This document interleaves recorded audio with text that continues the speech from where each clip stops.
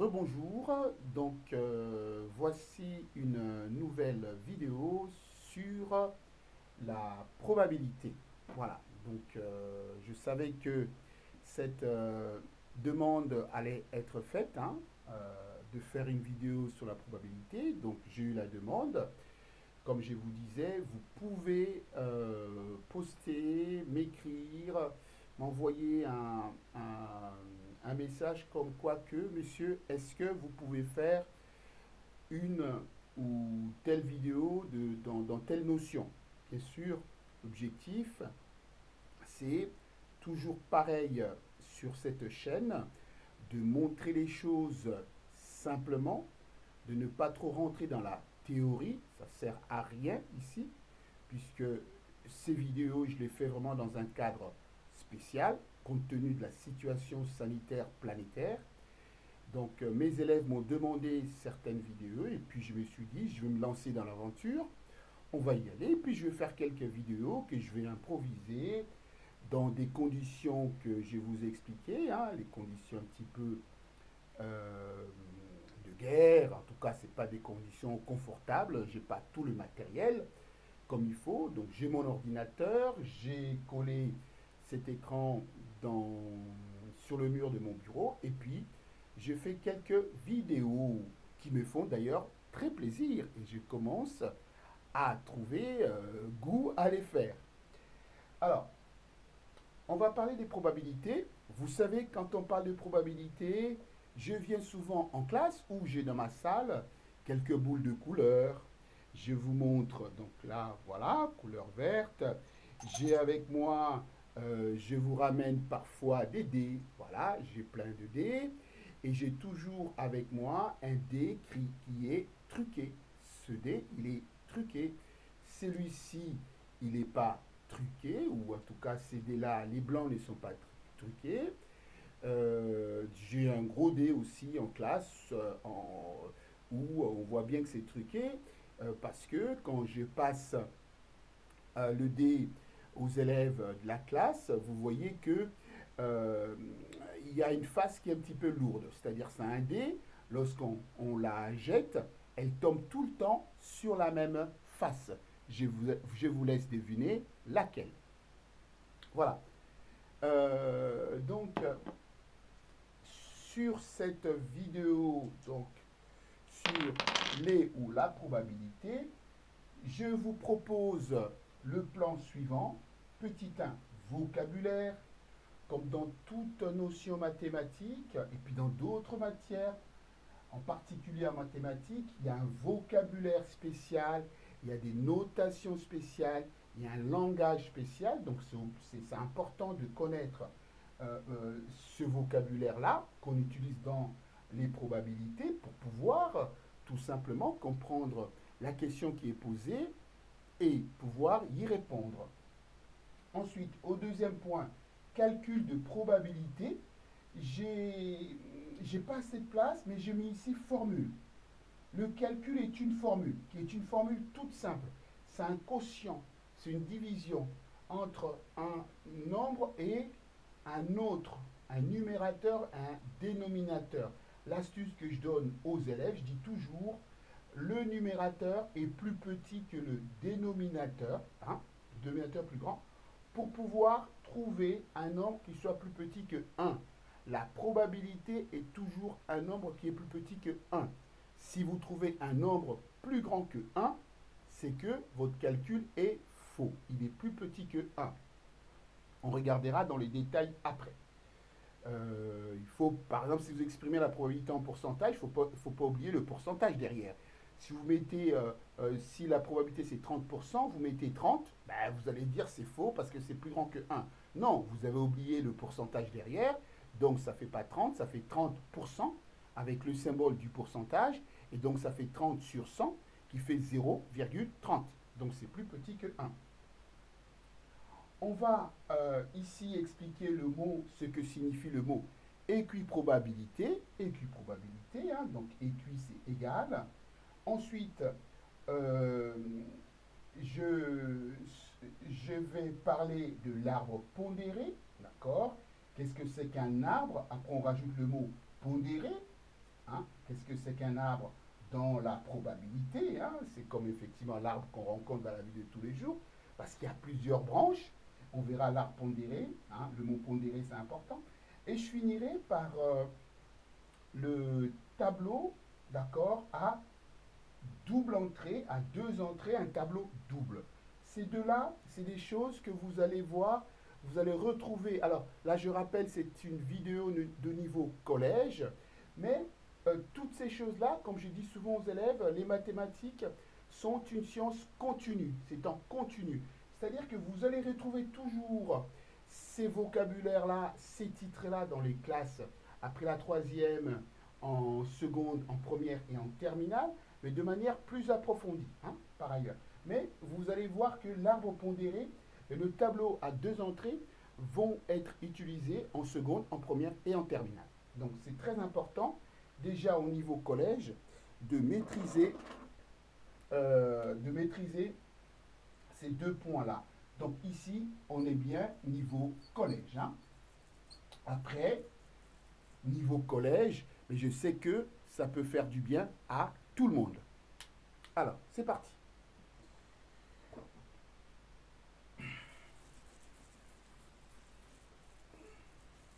Alors, je vais regarder si ça tourne bien. Effectivement, c'est bon. Il faut juste faire attention que la vidéo ne soit pas trop longue. Et surtout pour que vous ne puissiez pas zapper. Ne zappez surtout pas. Allez jusqu'au bout pour bien comprendre les choses.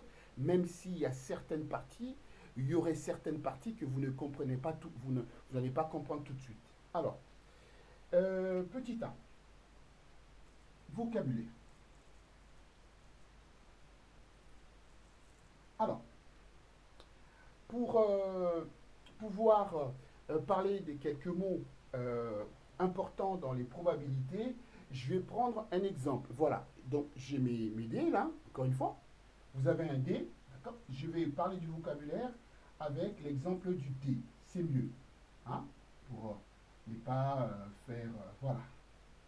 Allez, là on va mettre un. Voilà. Vous avez un dé.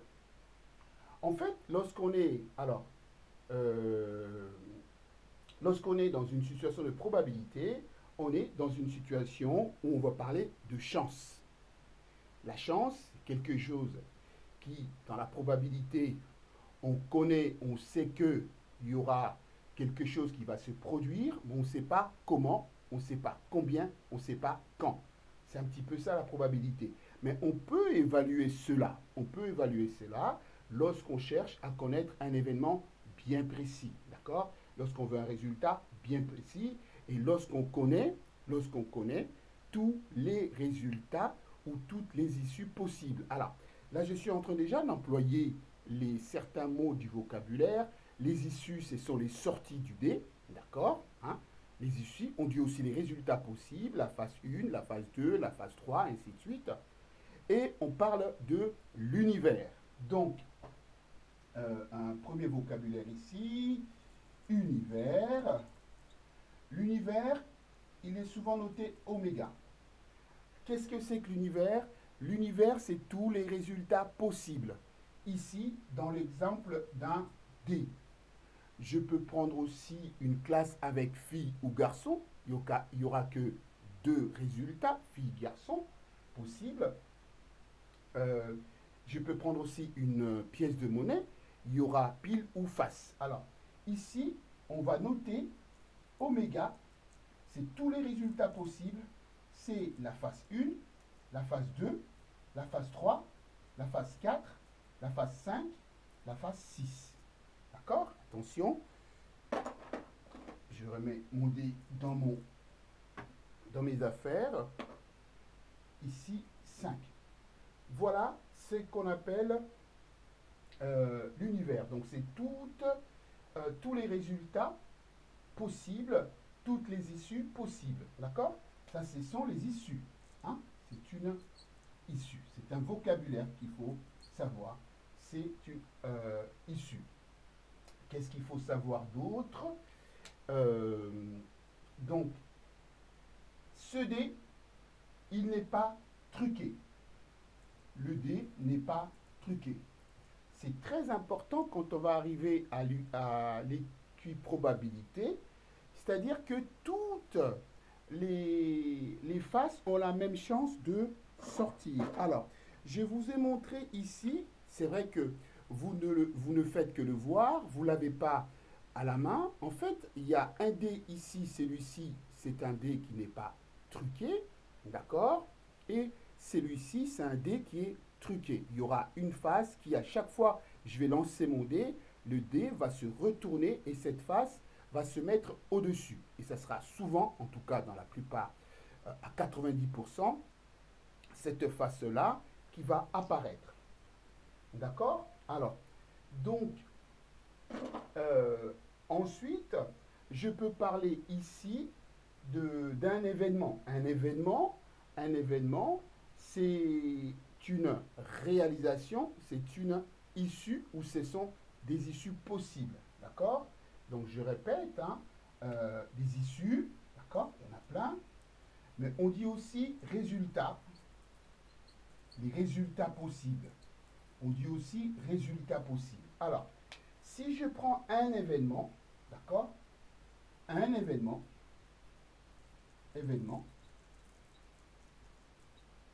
cet événement a toujours un nom. On va lui donner un nom pour faciliter les choses. De manière générale, on dit, on va prendre une lettre en majuscule et puis on va dire événement A. Événement A, c'est en fait, c'est des résultats que je souhaite obtenir, des résultats que je souhaite calculer la probabilité.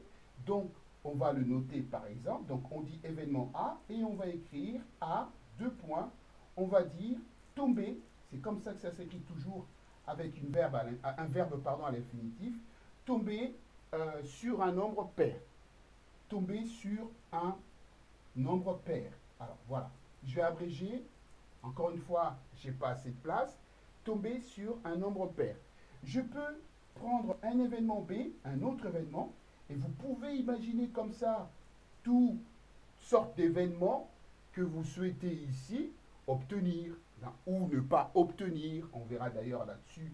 Tomber sur alors attention, un multiple de 3. Hein, tomber sur un multiple de 3. Alors, donc, qu'est-ce que c'est que, comment on va noter ces résultats? Ben, on va les noter, d'accord? Les résultats de cet événement A ou B, on va noter pareil que les résultats de oméga. Si c'est trop, bien sûr, alors là on est dans un cas particulier d'un dé hein, qui n'est pas truqué, donc on sait il y a 6 phases, il n'y a pas de problème, on peut les écrire. Imaginons qu'il y a 50 résultats possibles. Alors s'il y a 50 résultats possibles, on ne va pas noter les 50 résultats, mais on va écrire tout simplement cardinal, on va écrire cardinal de oméga, d'accord, est égal à 6. C'est-à-dire que oméga a 6 résultats possibles, d'accord? Mais cette écriture est utilisée en seconde et très peu en troisième. Je reviens sur tomber sur un nombre pair. Donc je vais effacer ici. Donc dans tout ce que je suis en train de vous expliquer, je proposais une activité et en même temps, dans cette activité, je vous parle du vocabulaire qu'on rencontre dans les probabilités. Alors, comment je vais écrire? Je vais prendre un autre stylo. Alors, comment je vais écrire ça? Donc, je vais écrire donc A. A, c'est quoi? A, tomber sur une face, d'accord, un nombre pair ou face paire. Quels sont les résultats? Je rappelle ici le D. Hein, donc, on a un D. Hein, j'aime bien le dessiner parce que c'est toujours bien de visualiser les choses. D'accord? Voilà mon dé. Quels sont les résultats lorsque je veux les paires? Ben, 2, la phase 2 qui est un nombre pair, la phase 4 qui est un nombre pair et la phase 6. Donc, il y a 3 issues possibles pour cet événement A. Il y a 3 issues possibles. Je prends l'événement B. Je veux quoi pour l'événement B? Je veux un multiple de 3. Je veux un multiple de 3.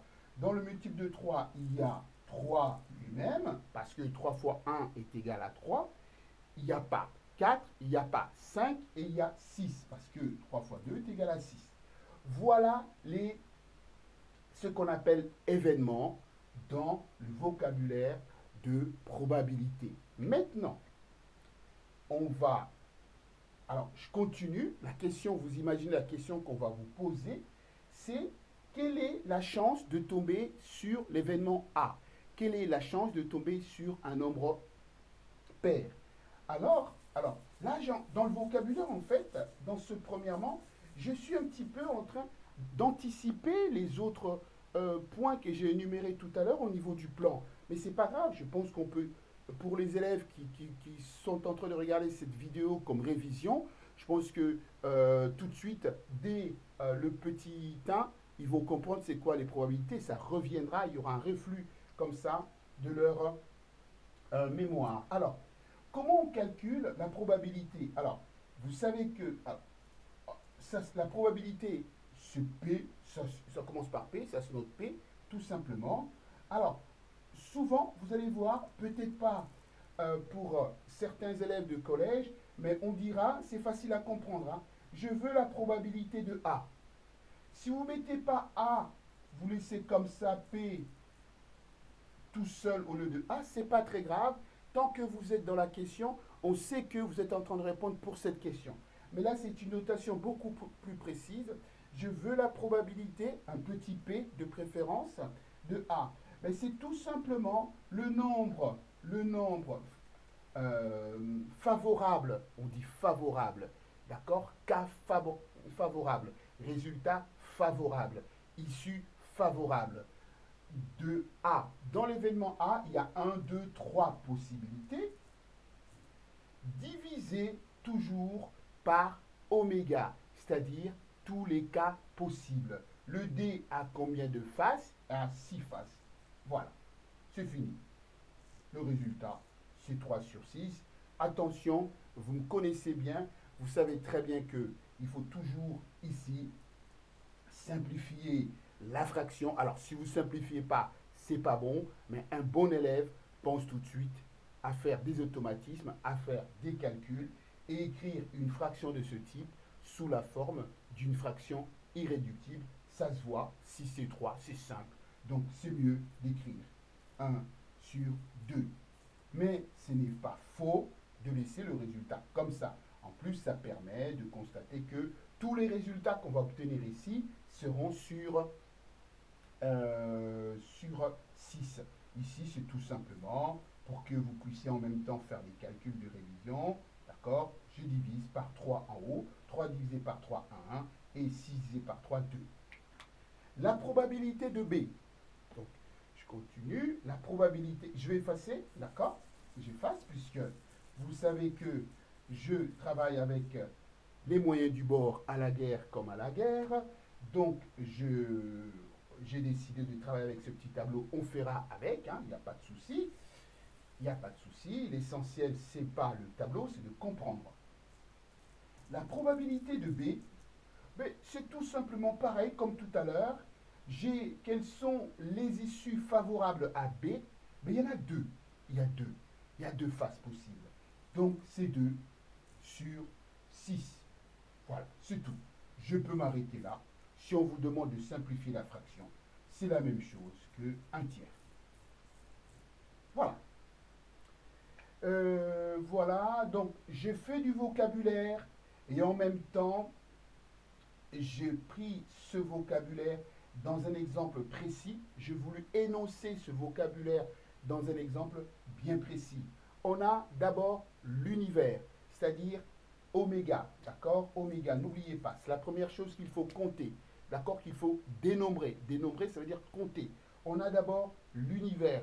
Il faut compter tous les cas possibles lorsque je lance mon dé. Je parle bien, qu'il soit truqué ou pas. Lorsque je lance les dés, qui est comme ça, j'ai les 6 faces qui sont là, il n'y a aucun souci. J'ai donc oméga, je vais citer les issues, les résultats possibles, 1, 2, 3, 4, 5, 6.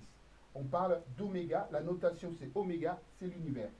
Ensuite, j'ai des événements que je vais énoncer littéralement sous forme d'une phrase à l'infinitif. tomber sur une face paire, tomber sur une face impaire, tomber sur un événement certain, tomber sur un événement impossible. Par exemple, justement, donc tout ça c'est du vocabulaire à connaître. Euh, Si j'ai dit que, voilà, euh, par exemple, c'est tomber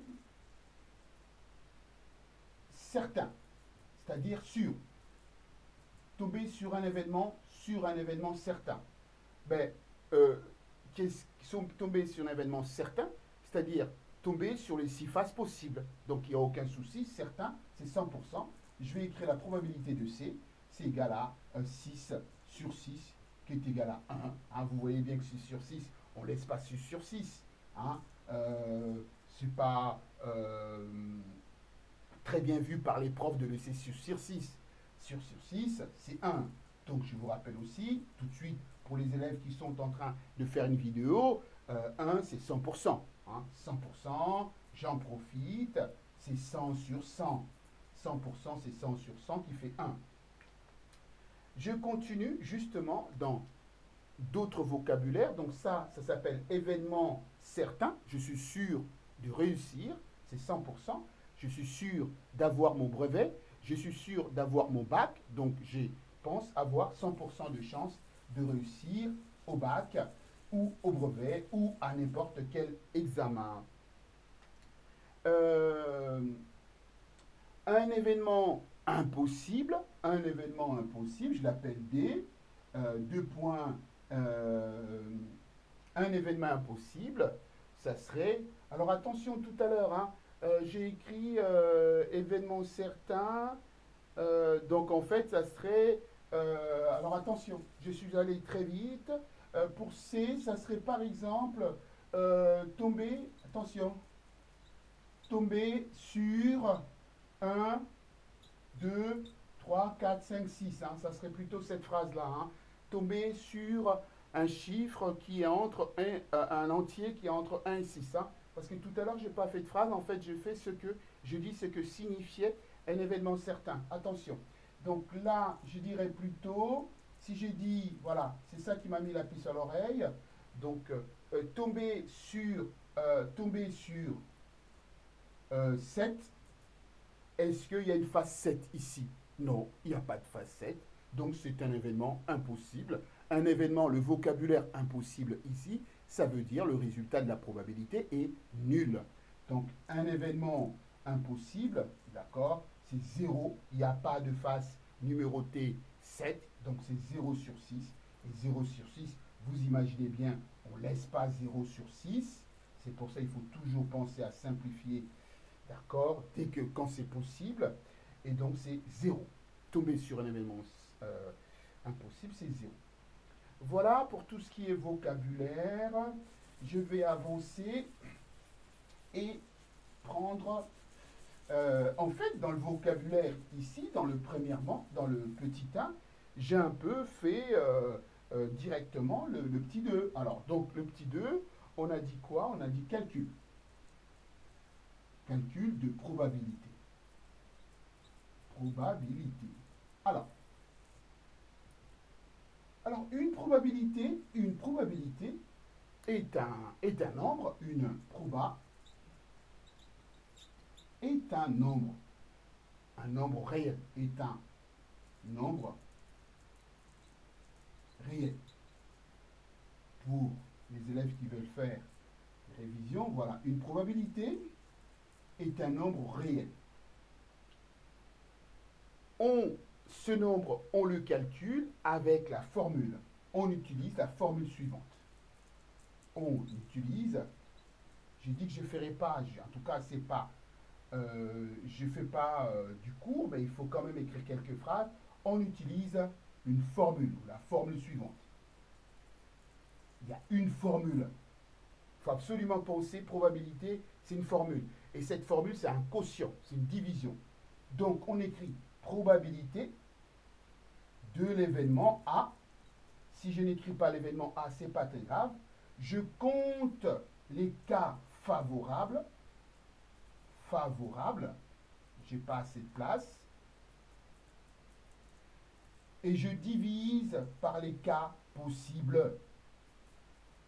je divise par tous les cas. Donc c'est pour cela tout à l'heure. Donc ça, c'est une formule qu'il faut retenir, qu'il faut apprendre par cœur et qu'il faut savoir retrouver par du bon sens ou de la logique. D'accord? Cas favorable sur cas possible. C'est pour cela tout à l'heure, dans les... Alors là, je suppose que l'événement s'appelle A. C'est pour ça tout à l'heure, dans l'événement A, j'avais 3, je rappelle pour dans le petit 1 vocabulaire, j'avais 3 cas de paires, 2, 4 et 6 sur tous les cas possibles, 6. D'accord? Cas favorable 3 et cas possible 6. Donc voilà, autre chose. Donc, il faut savoir qu'une probabilité, le résultat, d'accord, ce résultat, la probabilité, c'est toujours compris entre 0 et 1. Toujours. Ça veut dire, même si on trouve une fraction et que si vous avez du mal à savoir si la fraction est inférieure à 1, ben, vous prenez votre calculatrice, ça va vous rassurer. Mais sachez que quand le nombre d'en haut est plus petit que le nombre d'en bas, quand le numérateur est plus petit que le dénominateur, le résultat de la division, donc le quotient, sera toujours et toujours plus petit que 1 ou égal à 0, ça veut dire 100%. Pardon, ou égal à 1, ça veut dire 100%. C'est ça? On peut aussi l'exprimer en pourcentage, cette probabilité. Donc, ça serait une valeur qui sera comprise entre 0% et 100%. Pour passer de ce nombre-là, qui est écrit sous la forme d'un décimal ou sous la forme d'une fraction, je vais tout simplement multiplier par 100 pour avoir le pourcentage. D'accord? En fait, ici, c'est soit en décimale, d'accord, soit en fraction. C'est la même chose. Hein? Soit en décimale, soit en fraction. Il ne faut pas confondre. Il ne faut pas se poser la question, mais c'est où les fractions, c'est où les décimaux, en fait, c'est la même chose. Hein. Si j'exprime, vous avez vu tout à l'heure avec 1 demi, hein, vous avez vu 3 sur 6 égale à 1 demi.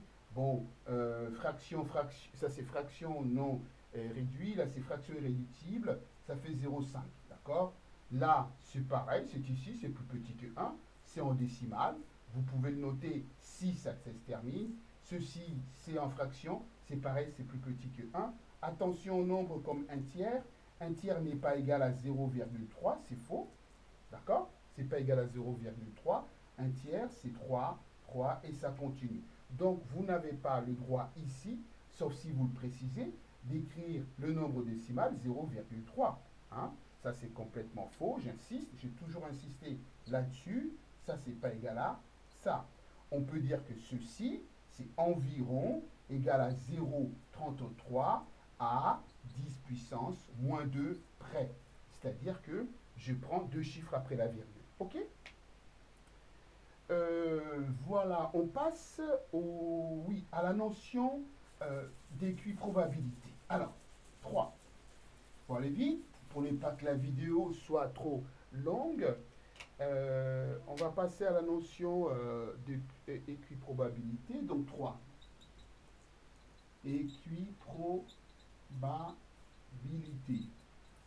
En fait, si je prends l'exemple du dé, allez, je mets dans n'importe quel ordre, là, les chiffres. Mais bon, il y a un ordre particulier. En fait, toutes les faces, on dit équiprobabilité, ça veut dire équitable, la même. Toutes les faces ont la même probabilité. La même probabilité. On va dire ça. Donc, la même probabilité, la même chance de sortir. Il n'y a aucune raison de tomber. Alors, si je suis sur, c'est pour ça qu'on dit des non truqués. On dit aussi des équilibrés. Un dé équilibré, ce n'est pas un dé il est où mon dé? Celui-ci, il est truqué. Celui-là, il n'est pas truqué. Si c'est truqué, on ne parlera pas d'équiprobabilité. La même équi, ça veut dire égal, même chance, équité, l'équité. On ne parlera pas d'équiprobabilité. Parce que là, il y a un piège. Et là, on parlera d'équiprobabilité. Et toutes les faces ont la même probabilité, ici, d'accord, puisque c'est non truqué et on dit dééquilibré. Et cette probabilité, c'est chaque face sur le nombre de faces totales. Chaque face a une probabilité de 1 sixième. Et c'est comme ça que ça nous permet aussi d'appliquer une autre formule. Si je sais qu'il y a équiprobabilité, pour obtenir par exemple la probabilité de A qu'on a fait tout à l'heure, c'est-à-dire que quelle est la probabilité d'obtenir un nombre, de tomber sur un nombre pair, ben je sais que la probabilité, comme il y a écrit probabilité toutes les faces, donc je sais qu'il y aura forcément un sixième, puisque chaque face a une chance d'un sixième. Et je multiplie par le nombre de faces possibles, et ça revient au même de ce que j'ai obtenu tout à l'heure. Je pense que vous voyez bien, ça revient à 3 sur 6, on retombe sur la même chose. Voilà l'équiprobabilité. On parle d'équiprobabilité aussi avec un dé, avec un, pardon, une pièce de monnaie lorsque je sais que la pièce n'est pas truquée, il y a équiprobabilité. Lorsque je ferme les yeux et j'ai choisi de manière indiscernable dans un sac fermé, d'accord, opaque, j'ai choisi une boule. On parle aussi d'équiprobabilité entre les différentes boules, même si je sais qu'il y a tel ou tel nombre de boules de telle couleur dans le sac. J'ai choisi un élève dans la classe avec les yeux fermés, les yeux bandés. J'ai choisi un élève dans la classe. C'est une classe de 19, c'est une classe de 25. Chaque élève aura une chance sur 19 pour la classe de 19 ou bien une chance sur 25 sur la classe de 25. On parle donc dans ce cas, quand tout le monde a la même chance, on parle d'équiprobabilité, qui veut dire aussi équité, qui veut dire juste, vous voyez, tous ces mots-là, ça vient de l'équiprobabilité. Il me reste 2 points. Il me reste 2 points. L'arbre. L'arbre, donc c'était 3, donc 4. Arbre. Arbre pondéré. Alors, je prends un dé. Je prends un dé. Exemple, avec un dé. Avec un dé. J'aurais pu prendre... Non, je ne vais pas prendre un dé. Je vais prendre une pièce. Avec une pièce. Avec une pièce de monnaie, hein, d'accord? C'est pile ou face. Deux possibilités. Si on me demande d'écrire euh, ou d'exprimer cette expérience sous forme d'un arbre pondéré, d'accord, hein, de réaliser cette expérience sous forme ou de décrire, pardon, cette expérience sous forme d'un arbre pondéré, ça sera tout simplement ceci. Je suis ici au départ avec mon ensemble, je vais piocher dedans. Lorsque je réalise un arbre, je pioche, je ne sais pas sur quoi je vais tomber. Je sais, j'aurai pas le résultat, je sais que le résultat, ça sera soit pile, soit face. Donc regardez comment on construit un arbre, on fait comme ça.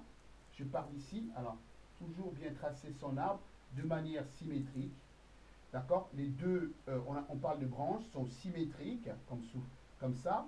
Ça me fait pile, ça me fait face. C'est mon premier, je dirais, mon premier tirage ou mon premier lancer. Alors, si je continue comme ça, donc c'est comme ça on construit un arbre. Si je lance une deuxième fois, là c'est premier lancé, si je lance une deuxième fois, pareil, ça va me faire, à partir d'ici, j'aurai pile, j'aurai face. Ici, pareil, si je suis tombé sur face, mais quand je lance une deuxième fois la même pièce la même pièce de monnaie dans les mêmes conditions, j'aurai soit pile, j'aurai soit face, toujours pareil. Ça c'est de regarder bien comment c'est symétrique. Deuxième lancé, Ça, j'ai lancé 2 fois. 2 lancers. 2 lancers consécutifs. D'accord? Consécutifs dans les mêmes conditions. Hein? Conditions, conditions, même conditions. D'accord? Ça, c'est une deuxième fois. Alors, je peux m'arrêter là ou je peux lancer une troisième fois. Ben, si je lance, mon tableau il est petit, si je lance une troisième fois, ça me fera pile, face, pile, face, pile, face, pile, face. À la fin ici, je vous conseille toujours de faire de tracer une colonne où vous allez mettre les issues ou les résultats possibles. Hein, résultats possibles. Quels sont les résultats? Je pars d'ici, ça me fait. Alors, je change de couleur pour que ça change un petit peu d'aspect. Ici, j'aurai pile, pile. Ici, j'aurai pile, face. Ici, j'aurai face, pile. Ici, j'aurai face et face. 4 résultats possibles. Mais attention, comme je suis, alors, je sais que ma pièce est équilibrée, hein, ça c'est important. Ma pièce, comme je sais que ma pièce est équilibrée, ça, ça je ne l'ai peut-être pas dit, mais vous imaginez, je peux aussi avoir une pièce truquée, donc pièce équilibrée. Comme ma pièce est équilibrée, sur les branches, c'est comme ça qu'on parle de l'arbre pondéré. Sur mes branches, je marquais ici un demi, parce que j'ai une chance sur 2 de tomber sur la face pile. J'ai une chance de côté pile. J'ai une chance sur 2 de tomber sur le côté face. Et là aussi, je recommence la même chose. Ma pièce n'est pas truquée. Un demi, un demi, un demi. Si vous avez les mêmes probabilités sur les branches, ce que vous êtes dans un cas équilibré, le fait de mettre des probabilités sur les branches, on parle d'arbre pondéré. D'accord? Voilà. Alors, je vais finir par la vidéo. Là, je suis à 37 minutes, c'est un peu long, mais c'était important de vous dire ça. Mais pour une vidéo seconde, j'irai jusqu'au bout au niveau des calculs. Mais là, c'est pour les élèves de troisième, pour qu'ils puissent un peu comprendre ce que signifie un arbre pondéré. Alors, je finis par le cinquième point. C'est important, c'est tableau double. On parle aussi de tableau double, tableau à 2 entrées. Je vais expliquer ce tableau à l'aide d'un exemple. Alors, exemple rapide, qu'est-ce que c'est qu'un tableau double? Je prends un exemple rapide. Regardez, je suis dans une classe. Dans une classe avec des élèves et les langues choisies. Les élèves et les langues choisies. D'accord? J'ai choisi 2 langues. Voilà, qu'est-ce que c'est qu'un tableau à double entrée? Là, alors, ici, 1, 2, 3. Ici, là. Voilà. Ici, je mets fille, garçon. Ici, les élèves vont choisir, il y a 2 possibilités de langue dans cette classe, c'est anglais ou espagnol, d'accord? Alors ici, on dit somme ou on écrit total. J'écris ce symbole-là, sigma, pour gagner du temps. Je vous ai choisi un exemple, 12, 7, 19. J'ai une classe de 30 élèves, là 11, ici 3, ici 10, ici 8, ici 20. Voilà. Voilà ce qu'on appelle un tableau à double entrée. Pourquoi double entrée? Pourquoi double? Parce que vous avez ici 2 caractères, le sexe, fille, garçon, les matières, en tout cas les 2 langues, anglais et espagnol. Première entrée, deuxième entrée, premier caractère, deuxième caractère. Comment je lis ça? Par exemple 12, ici, ça veut dire que dans la classe, j'ai 12 filles qui font de l'anglais.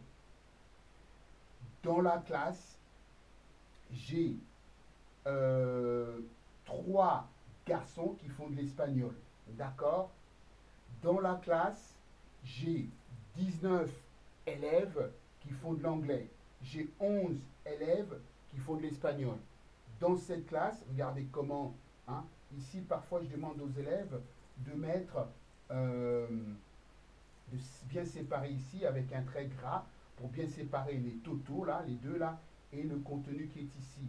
J'essaie d'après mon tableau, j'ai 20 filles. Combien a-t-on de filles? Filles, le total 20.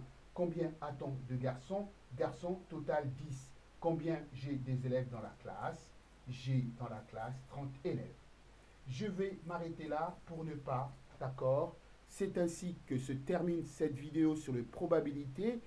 Je suis désolé, il y a 40 minutes. En tout cas, il faut faire l'effort d'aller jusqu'au bout. Si vous avez du mal dans les probabilités, pour se rappeler des bases, surtout pour les élèves de seconde, pour revoir les bases et pour bien poursuivre les probabilités en classe de seconde et aussi par la suite. Merci et à très bientôt.